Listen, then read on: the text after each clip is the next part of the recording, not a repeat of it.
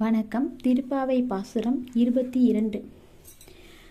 அங்கன் மாஞால அரசர் அபிமான பங்கமாய் வந்து நின் பள்ளி கட்டீர்கீழ் சங்கம் இருப்பார் போல் வந்து தலையை பெய்தோம் கிங்கினி வாய் செய்த தாமரை பூ போலே செங்கன் சிறு சிறுதே எம்மேல் விழியாவோ செங்கன் சிறு சிறுதே எம்மேல் விழியாவோ திங்களும் ஆதித்யனும் எழுந்தார் போல் அங்கனிரண்டு கொண்டு எங்கள் மேல் நோக்குதியேல் எங்கள் மேல் சாபம் இழிந்தேலோரெம்